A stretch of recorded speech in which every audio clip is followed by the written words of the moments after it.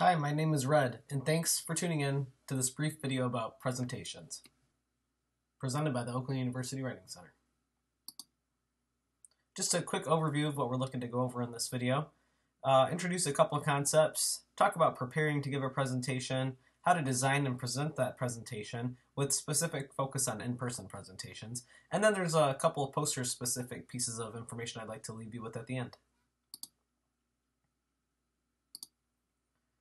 So when you're preparing for a presentation, it's important to consider that it's a very similar process to that which you'll undergo when you're writing a paper. You want to start by outlining and determining what kind of content you'd like in the presentation. And of course, that's going to come from a number of brainstorming sources, such as perhaps the theme or the association that is putting on the conference. Also could be by prompt if it's for a class, or if it's for if you've been asked to be a guest speaker, you might have an idea of what the organization asking you to speak would like you to talk about. So it's not going to come out of thin air, but you're going to want to start to outline roughly, either via Microsoft Word or Google Docs, or even just pen and paper, what you want to accomplish in the presentation. Once you kind of have that out of the way, the next step that I recommend is going ahead and templating that up. So getting a template, either a pre-made one from PowerPoint or Canva or Slides, or even so much as building one out yourself if you do have the time and the patience to do that. But just getting an idea of how you're going to communicate the information in your outline and the topics that you'd like to cover in a digital setting, such as a digital platform, PowerPoint, so on and so forth. So getting those colors and the schemes together in a way that will help accurately communicate to the audience what you'd like to get across. Once you kind of get into the hang of that, of course, you want to go back and revise. Oftentimes, before I give a final presentation, I'll go through and rearrange slides a number of times just to make sure that they flow organically and that me as the presenter feels 100% confident in the order and the content therein. And then I think probably the most important part is practicing. And part of that's going to play into the timeline that I've laid out for you here that we'll cover in the next couple of slides. But practicing is probably the single easiest way to ensure that your presentation will go smoothly. And I say that because it comes really from a place of confidence. Confidence in yourself as a presenter, confidence on the stage and in the geographic location if you're doing an in-person presentation, which again we'll touch base on in later slides. But confidence all the way from the content and your familiarity with it to comfortability walking around and getting behind the podium. Once you've practiced it, though, it is important to go back and revise, because you're going to come across changes as you're practicing it that you deem necessary. And then once you have those changes implemented, you're just going to work on polishing it so that you feel 100% on presentation day.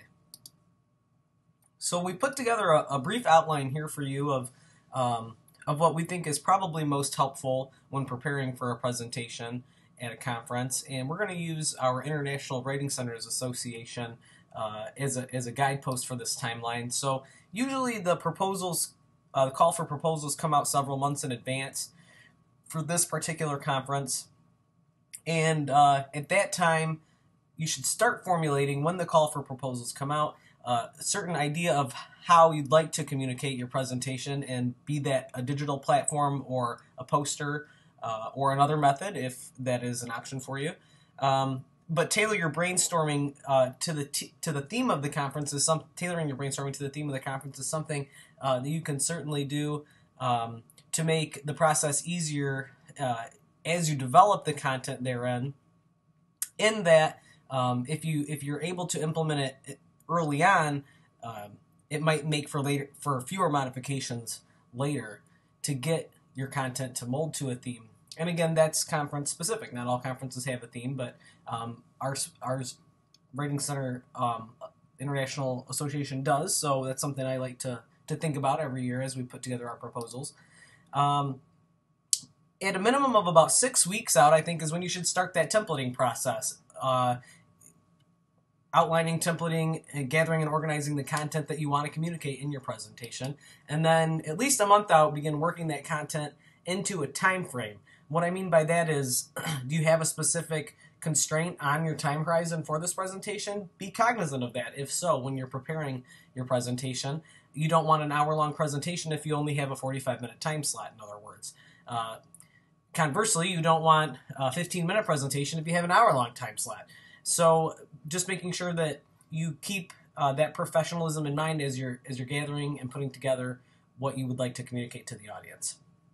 And the fun part can start at that time too, drafting your template colors, the types of visuals and graphics you'd like to include therein, and how they are going to contribute to the audience's understanding of your content. With about 3 weeks out, I would suggest finalizing that template, getting those colors coordinated, making sure that you feel really good about the aesthetics of the presentation, and then adding in your transitions and your graphics to make it look nice and smooth. 2 weeks out, practice, practice, practice. That's my minimum. I always start 2 weeks out. I know that's my benchmark, and I want to make sure that I'm going to feel 100% confident on presentation day, so I leave myself at a minimum 10 days to go over it, practice it with colleagues, have mock audiences, and make sure that I feel really confident going into the presentation. And that entails becoming comfortable with slide transitions, timing, content, and ensuring the proper formatting and equipment for the presentation room or location. Just as an example, whenever we arrive on site for an in-person conference, I like to go scope out the room that I've been assigned to present in, make sure that there are the appropriate adapters if I'm carrying my Mac with me to connect to any of the technology that is present at the location. If it's a stage or a podium, making sure that the height is appropriate, that the mic is going to be able to move around with me if that's part of my presentation, or how to get a hold of somebody to help me make sure that that can happen. And part of it going into that is knowing your contact or go-to person at the conference for tech help. And also just something as simple as knowing the aspect ratio for the screens so that you can match that in your presentation formatting and ensure that nothing will bleed off the edges, something to consider. And then the week of, I think the most important part is just to continue practice and make any final revisions that you're practicing has warranted. When we're talking about presenting, and of course this is more specifically with in-person content and conferences, one of the things you want to avoid is having hard-to-read fonts up on the screen. That may seem like a given, but as I'm sure many of you have experienced, I have as well, people don't always heed that advice, and I've sat at the back of the room and had a hard time reading the font on several presentations over the years. But worth reiterating that hard-to-read fonts, probably best to avoid those. Excessive animations were really popular 10, 12, 15 years ago, not so much anymore. There's nothing wrong with dimming the screen or fading out between things, making for smooth transitions in and out. Animations are great for that and really can polish and professionalize a presentation, but just avoid going overboard. It can look a little cartoonish or amateur in some cases, so that's something you might want to avoid. But of course, keep in mind your audience and your venue too, because in other cases it might be comedic relief or something funny you could work at. Colors that are hard on the eyes and colors that provide too little contrast.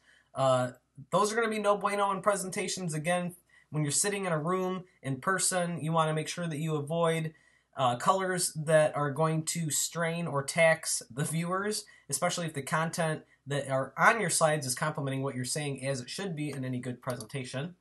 And really bright or light, even white backgrounds can be a distraction, and let me explain why. More times than not, when you are presenting, you want to be the focus of the audience. That is oftentimes what stresses people out when they're presenting, is that they are the sole person who is the focus of the room. And a really light or white background can be problematic in achieving that goal, because when you think of a presentation room or a conference, usually they'll have the lights dimmed, at least at the front of the room near where the presenter is. And if you have a really light or white background, it's going to automatically draw the audience's eyes away from you as the presenter, where their attention should be, and to the screen. And that can pose problems because we read faster than we talk, certainly faster than we should be talking if we're giving a presentation. And so if you have information up on the screen that you would like the audience to supplement with what you're saying, they're probably going to have already read through it entirely before you even get a third of the way through what you want to communicate to them verbally for that slide. So it's just a trick on the eye. It's a little psychological trick that you want to avoid white backgrounds or light backgrounds that are going to draw the audience's eye to the screen prematurely. Additional things to avoid would be pasting paragraphs on slides. I know we've all seen that. We've all experienced that before. And the reason being is, again, slide content should be supplementing or complementing what the presenter is verbally communicating to the audience. And if a large block of text gets put up on there, it's more than likely going to deter the audience's attention and prompt them to begin reading it and ergo not listen to what you're saying. Too many graphics or photos on one slide can also be distracting and cumbersome, so that's something that you want to avoid. And again, that's going to be largely dependent upon the content of the presentation. If you're doing a presentation on photography, of course, that's going to be a much different situation than if you're doing a presentation like a business pitch and you just need a few supplemental graphs to help show your projections or your portfolios. Font that's too small to read on graphs and charts is a big no-no, though, because you're not really helping the audience understand what you're trying to say or what you're trying to communicate to them through that graph or chart if they can't read what the axes are representing or what the graph itself is meant to communicate. Placing text or photos too close to the margins or edges also can be problematic because, as you'll see, they can bleed off the side, and that's, again, something that is important to consider when you're thinking about the aspect ratio of presentation screens and how to avoid technological errors when you're putting together your presentation as well. For example, we might never know if the dolphin population is going to pop back in 2022 because it bled off the edge of the screen.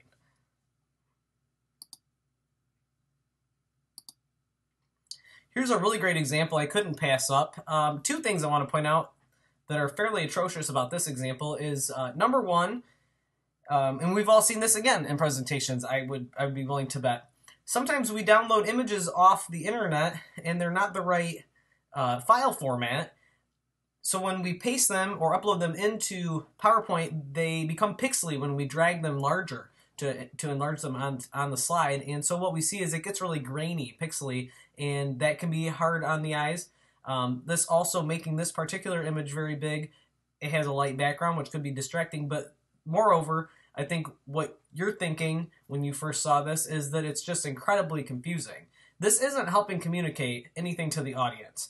In fact, it's probably confounding their understanding of whatever the speaker was saying in this instance. So while images and graphics can be great to aid the audience understanding of the content, just be really careful to vet it and make sure that it is in fact achieving that goal. You don't want to put anything up on the screen that's going to further confuse or confound the audience, especially with complex topics, which I know many of us as graduate students tend to be trying to communicate. So we talked about some negatives, but let's go into the positive realm. One thing that I learned as a business student was what they call the 5-5-5 rule. And essentially what that means is you don't want any more than 5 words per line of text, 5 lines of text per slide, and you don't really want to have 5 text-heavy slides in a row. Another good one to think about is the 10-20-30 rule, which is that presentation should be around 10 slides, last for 20 minutes, and that you should strive to use about 30-point font. I put asterisks next to these rules because they're not always hard and fast. Of course, if we're giving a presentation for a dissertation defense, it's inherently going to be longer than 10 slides. So while, these are just kind of guideposts, not really anything to live or etch in concrete or stone, I think that they do get you in a mindset when you're beginning to put together a presentation that helps you think about a minimalistic way of going into this. We don't want super text heavy slides. We don't want super text heavy slide decks, especially in Secession, and we don't want to have presentations going on and on forever that are never ending. So considering those things, I think that these rules can be helpful as you begin to formulate and template your presentations.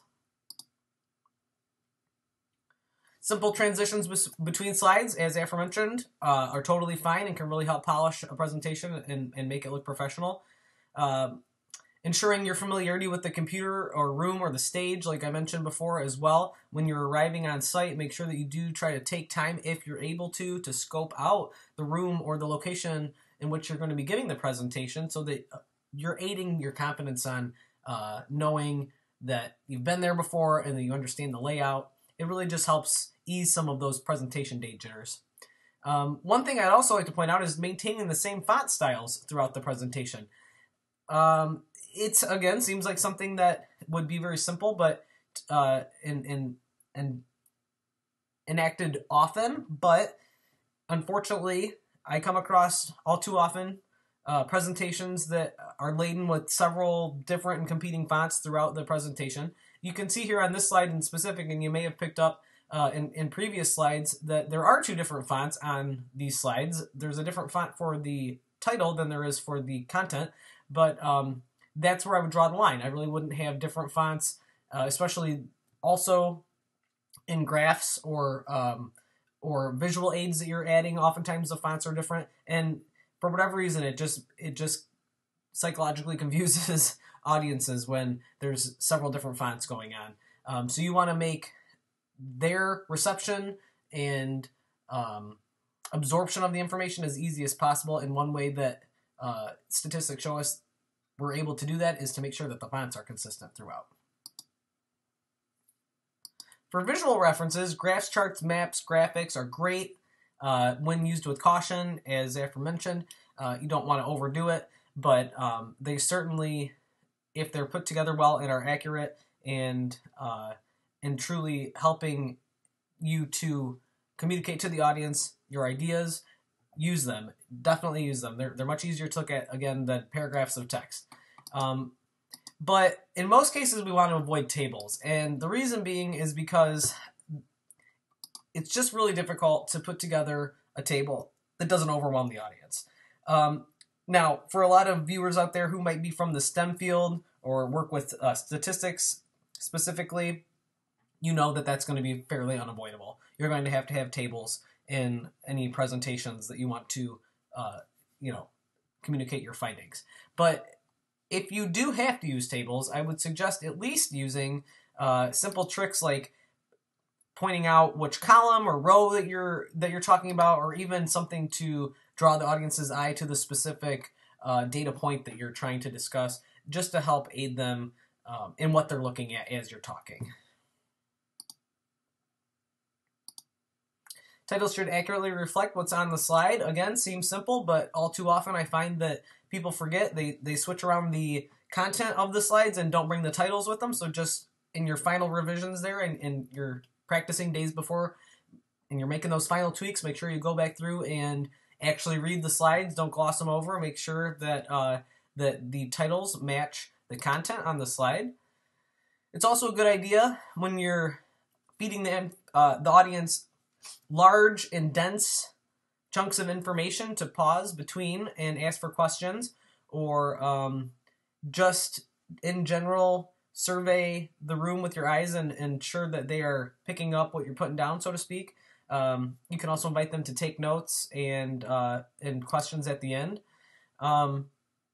But audience awareness is key, as key in presentations as it is in writing. Being aware of your audience and knowing that you're doing all that you can to communicate with that audience effectively. And that might look like understanding that there are older folks in the room who might have a hard time hearing, so speaking slowly and loudly enough for everyone to hear you. Even asking the folks in the back of the room, hey, can you hear me okay? Is this a good volume for you? Technological like sound tests and stuff like that before, if you're mic'd up, are good to try and have done in advance if you can arrive a little early again. But just being aware of your audience and knowing that that you're doing your best to communicate with that specific audience. Body language is also really key. There's a world champion public speaker, Dhananjaya Hederachi, and his 4 rules are to keep your body open to the audience, open your palms to the audience, as you can see in the picture here. Be comfortable on the stage, like we've already went over, but the point he likes to drive home is not to touch the podium. He says as soon as you put your hands on that podium, you're inherently going to start leaning on it, fidgeting with it, touching things on it out of nervousness. Oftentimes we do these things unintentionally or subconsciously, and so it's great if you want to stand in front of the podium. Sometimes for people that creates a comfortability buffer between them and the audience, but just avoid putting your hands, palms, elbows, or any other body part on the podium. A lot of times people will even put their foot up on it like a step, and that can really distract the audience, but also when you start looking too comfortable, sometimes it can be off-putting and unprofessional. But I would say, in addition to these four rules, just know yourself. I know, for example, I really talk with my hands, so I try to think about that over and over and over again right before I present, just try and tone it down a little bit, don't get too distracting. But if you are going to talk with your hands, keep those palms open. Science shows that the palm of the hand has a comforting effect on the human eye, and so Mr. Hederachi says that is a great way to communicate vulnerability and empathy with the audience, keeping your palms to the audience.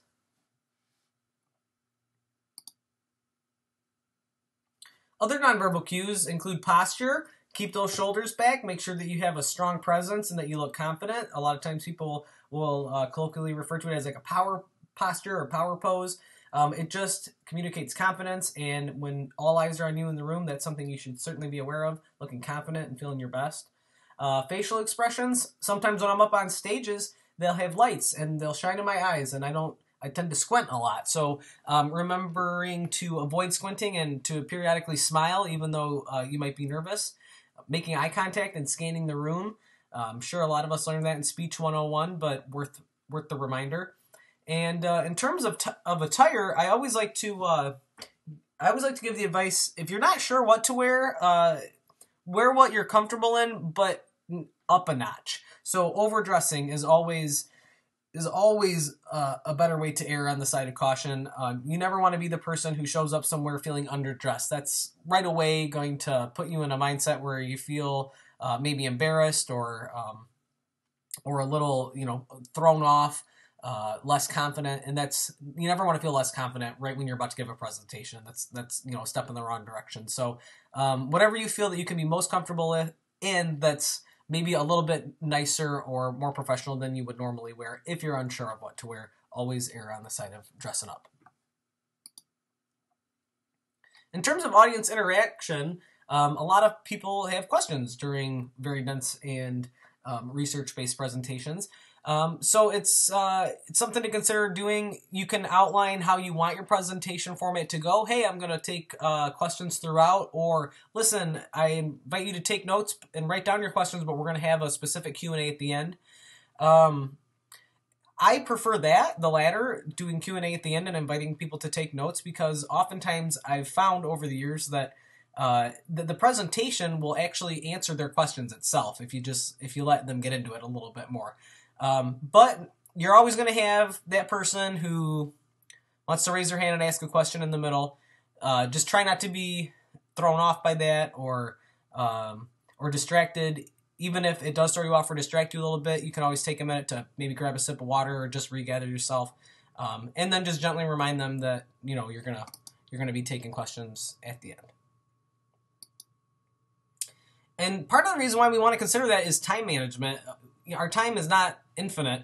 Oftentimes we're constrained and bound by finite time slots with presentations, even keynotes. So I think it's really important to understand that you can't let the audience dictate how over or under your time frame that you're going to end up. So just trying to give those general reminders that you're going to take Q&A at the end, or determining if you want to take the time to just answer the question right there so you can move on and save time later is going to ultimately be up to you. But something to think about when you're planning the content for your presentation is that you don't want to have anything go unaddressed. In other words, go over on your time. And depending on the density again or the complexity of the content, you might run into a lot of questions or people needing clarification. So make sure that you work that into your time horizon when you're building out your presentation and templating it. For team presentations, really make sure that you guys coordinate on the timing of the slide transitions.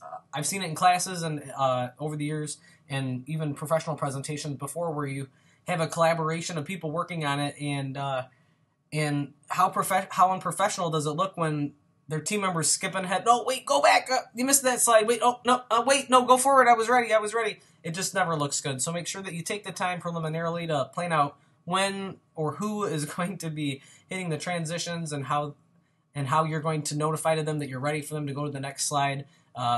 Just little considerations like this prior to the day of, or the moment of the presentation, can really help things go more smoothly later. You can always ask if the hosting location has a clicker, and you can ask that in advance, along at the same time that you're asking any information about technology or adapters or anything like that. A lot of times conferences will even send out information saying, hey, we're going to provide this, but bring that on your own, this and that. But there's always a contact person you can reach out to, and it's worth asking. If you don't have a clicker or access to a clicker, and you feel more comfortable wandering or walking around the stage a little bit, just ask if you might be able to have access to one. You never know. A lot of conferences also provide moderators for the room, and their responsibilities vary depending on the venue, but most of the conferences I attend, the moderators are there to let you know, their 5-minute warning. You can even say, hey, I would like it if you gave me a 10-minute warning. And they're also oftentimes familiar with the technology at the location or the site where you're presenting, so they're there for any troubleshooting in real time as well. So important to check around and make sure you're acquainted with your room moderator.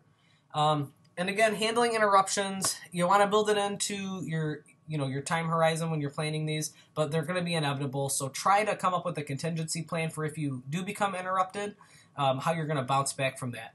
I recall one time I was given a presentation, and the conference center was really close to the airport, and planes periodically would fly over. How distracting it was when the building started rattling. But it was a really good pivotal learning moment for me, because I thought, man, if I was any less prepared for this, I would have totally been thrown off by that. And it helped reinforce the fact that, taking that time to prepare and practice up front is really worth it if you're able to.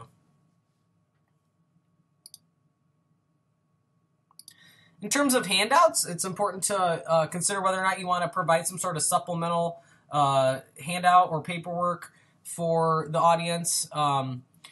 Sometimes conferences will encourage them. Other times they'll say, "Hey, this is a green conference. If you could provide any handouts digitally, we would really appreciate it."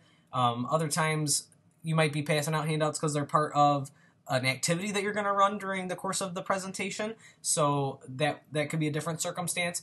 But are you going to be printing it, or are they going to be digital? Consider that in advance. Also, the color and design. The content, is it really necessary? Do you need it? Again, is it for an activity? At what point are you going to hand it out? How are you going to hand it out? Are you going to have them passed around the room? Are you going to walk around and pass them out? How much time that's going to take? All important things to consider. And who's going to print it? Are you going to print it in advance and bring it with you to the conference? Do they have printing capabilities there? If so, are they color? If it's a color coordinated handout, all things to consider prior to getting there the day of your presentation. Of course, there's different presentation platforms if you're talking about digital presentations. And a lot of them have really increased their accessibility and interactability in previous years. So PowerPoint you can upload to Google Slides and vice versa. Google Slides, you can download it now as a PowerPoint file. That's awesome. Very interactive there. Canva can be downloaded as a PDF, or presented in real time via their website. If you don't have internet access for whatever reason, or Wi-Fi access wherever you're going, I can't imagine that being the case anymore now. But a colleague of mine and I were recently indicated that our one of our presentations was going to need digital capabilities, and unfortunately something got lost in translation, and we got assigned to a room that did not have digital application capabilities. So fortunately we learned that Canva you can download as a PDF, so we were able to still give our presentation and adapt on the fly despite those setbacks. So it's something that I'd like to pass along with you guys as well. Know that you can do that if you need to. Oh, and all of these have free templates. Of course, you know that. But a lot of times, they're just so recycled. You see the same templates over and over and over again. You can download additional ones off the internet, of course, but sometimes if you just have the time, think about sitting down and making your own template. That's what I did for this presentation. I was just sick of looking at the same things over and over and over again. As long as it's clean and clear and communicates your ideas effectively, given the pointers that we've already touched on in previous slides, feel free to make your own templates. You don't always have to follow, the pre-made ones that are available for download. I do want to touch base on a couple of poster-specific points before we conclude. It's really important to understand the size of the poster, and that should be something that the conference is communicating to you. A lot of posters are created via PowerPoint, but what's absolutely critical to understand is how you're going to get the poster printed. Are they going to print it for you? Are you going to print it? Is there a specific template that the conference wants you to follow? I know I've been to them before where they want similar templates to help the conference look more professional and uniformed, or do they give you a lot of liberty and leeway on how to create your poster, and even maybe the size can differ depending on the guidelines for each conference. But you definitely don't want to leave printing till the last minute in case anything could go awry with the poster itself. Perhaps you find a typo. You definitely don't want to be left, the day before you're leaving, with a poster with a typo on it. So important to consider those things. You can highlight important information with bold, larger, or different colored fonts if you're able to have color printing performed for your poster. And just like on a PowerPoint slide, you'd certainly want to avoid overcrowding on posters. Leave some open space or some clear space as to not inundate the eyes as much. And if you're presenting your poster at a conference where you've been informed that you might be able to leave it up for the duration of the conference. For example, I've been to them before where they just have them in the hallway and you can be at the poster or you cannot be at the poster and people just kind of mingle through and look at it. In a case such as that, make sure that you're leaving easy to explain or self-explanatory graphics and content on the poster, because if you're not there to explain it to somebody, that you want to make sure that they can still understand and get the point of what you're communicating.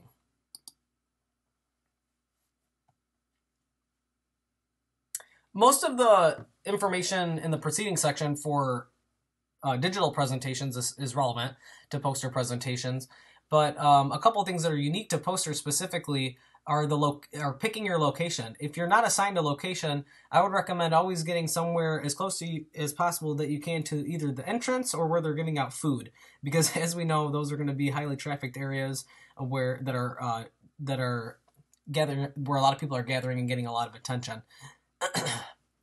Also, you want to make sure that you coordinate with the site or location of the conference to see whether or not they're going to be providing presenters with stands for the posters. We've had it before where we showed up and they didn't have a stand and we had to improvise. So lesson learned there. I wanted to pass that along to you all as well. Make sure you figure out whether or not they have stands that they're going to be providing for you. If you're traveling via air or over a long period, are you going to be able to bring your stand with you, or are you going to be able to have one when you get there? Thinking about that in advance is important. And just being prepared, bringing tape, thumb tacks, anything that you might be able to have help aid you to affix the poster to a wall or a board, or just understanding how that specific location wants their poster set out is something to consider in advance as well. That's all I had for you guys for today. I was trying to keep it under 35 minutes, and we're right at that mark. So if you have any questions about the content herein or where I got any of this information, feel free to reach out to the Writing Center, or you can reach me at redouwc at redouwc@gmail.com, and I can hook you up with any of the references that I used to compile this presentation. Thanks for tuning in, and we hope to see you soon at the Writing Center.